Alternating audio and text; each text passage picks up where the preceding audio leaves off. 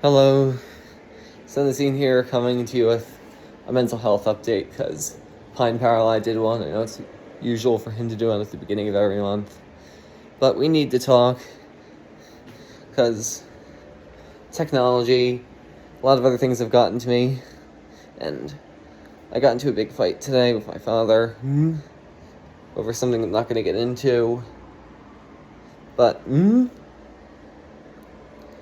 other things like technology, and there's just a lot of stuff that needs to be fixed in our society. Like PinePowerLI says, we need equality. We need to save our planet. Because those snobs on the South Shore don't care about our planet. They just drive their pickup trucks. That doesn't make me anxious as much. But the extinction of technology, that's another thing that makes me anxious. And it's mainly about what I went through with my phone today, because it simply refused to send a text when I was trying to send an emoji, a new emoji, but yet it didn't even tell me that you need to update to iOS 16 to send it on my iPhone 13. So the person who I was sending it to didn't receive it because she didn't have that iOS update. If I should at least be let know when this stuff happens, because I don't want to continuously send the emoji and have it not go through several times. Then I wreck up the house like I almost did today. I mean apartment, because I'm in an apartment actually, living on my own. The radiator almost broke because I was so angry at my phone. It's sort of like how people get angry at Windows Vista back then. And yes, I know, Windows 11 is far worse than Windows Vista. And ME, or me, is another Windows operating system people hated. And that brings me to Windows, how Windows 10, Windows 11 have made the user experience worse just because of one feature and a few minor features that get over, but just one feature, which is the updates. Now people think that updates are a good thing when they are on Apple and Linux, but they're not good on Microsoft. People need to wake up and realize that we don't want your automatic updates. And people actually do hate the automatic part of the updates. They just don't realize that these updates actually harm the computer. Yeah, these updates really do put a burden on your computer and its hardware and software. I've had a Windows 10 PC for a while and had to stop using it because of how much damage these updates got done to it. And another thing, these mandatory Google logins on Windows computers of modern Windows, 10 and 11. Why do we need extra security that is just going to prevent us from using our technology? You don't need to parent us, Google or Microsoft. We don't need this anti-robot security, because there's no real robots out there on the internet. In fact, Microsoft, Google, you are the robots who are trying to, pound us with malware. So yeah, shame on you. I'm not going to make this into a rant, but you get what I'm talking about. And the part that burdens me the most with stress is the Steve I don't care Jobs philosophy. And it's now the Tim I don't care Cook philosophy, or Tim I don't care Cook, as I like to call him.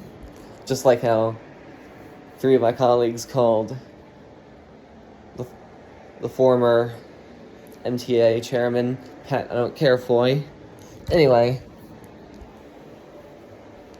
how it's all about against the customer when it comes to the hardware. They think that, or actually people have started to be tricked into liking Apple hardware, and how things are not user upgradable. Things actually cause the landfills to build up very rapidly, because they throw out computers that are not user upgradable, and halfway through their life have reached the end of their life because the people who use them need upgrades and they can't get them.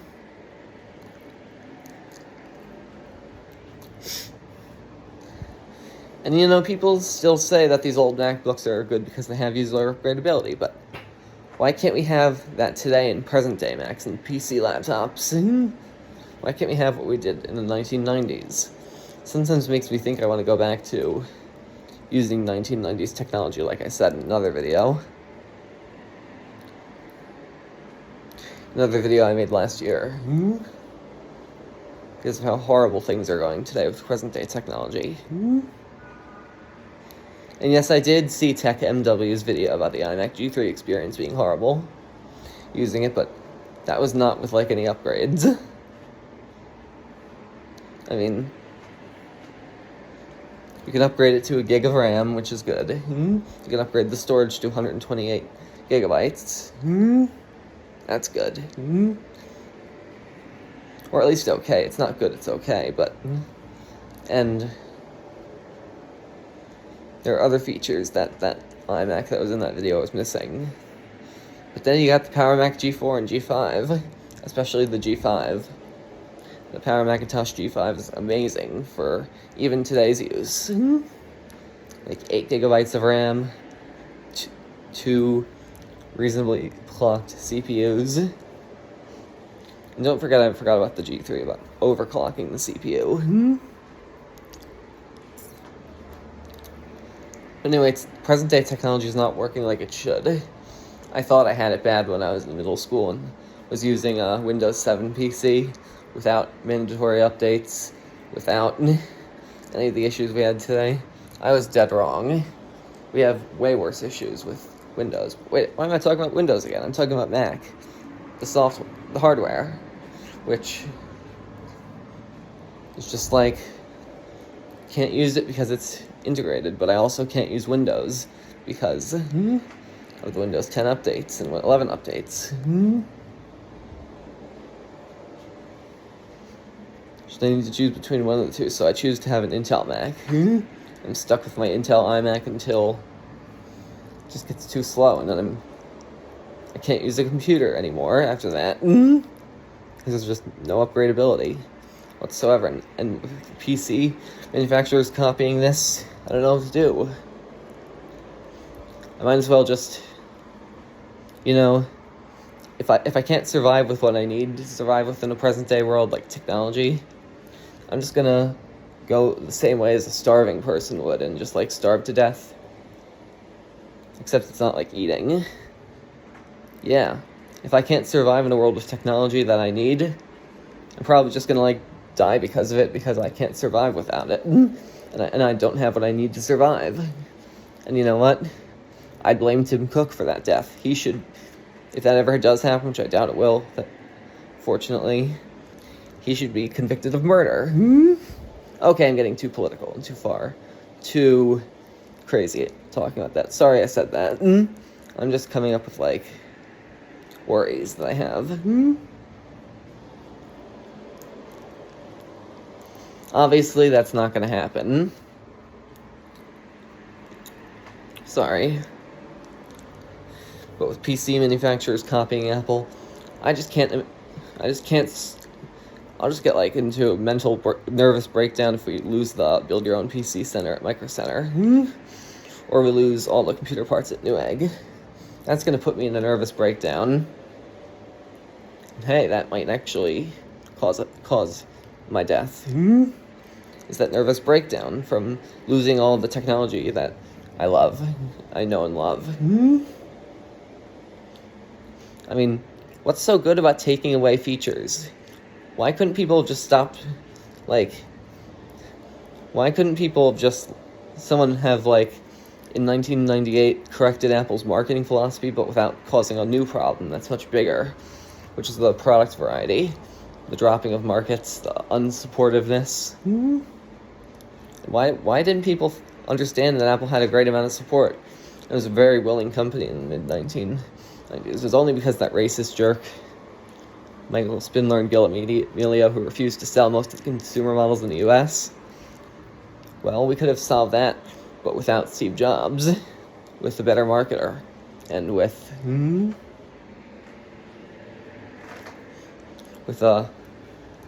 better marketing and with the same style computers. I know the blue and white was pretty cool on the iMac, but we could have had that, but without the sacrificing of features. So, please don't do this to me, Apple. Please, if you can do Apple Silicon, if you need to stay with Apple Silicon, which people like for some reason, don't have it take away other features of technology. Don't have it take away regular socketed processors, RAM, storage. Don't take that away from me. Just keep Apple Silicon to yourself. I mean, other companies can have it available, but can you please also just keep LGA and LGA socketed processors around, along with PCI Express 16 and other features. We can live with both. Don't take away something that some of the population needs. Because if you're taking away something that a portion of the population needs, you're really screwing them over, screwing me, causing me to starve, as I said.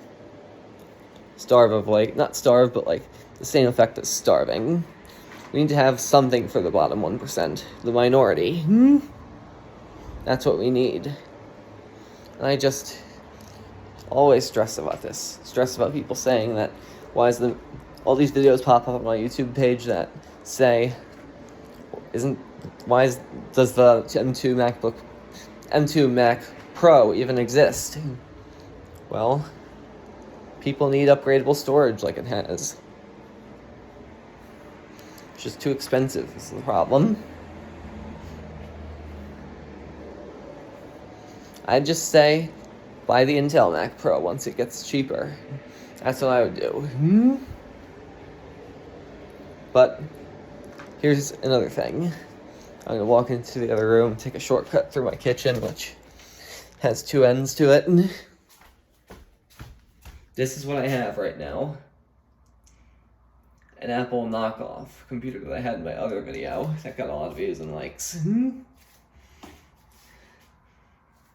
My company has a big solution to the problem. The computers are already available on my company.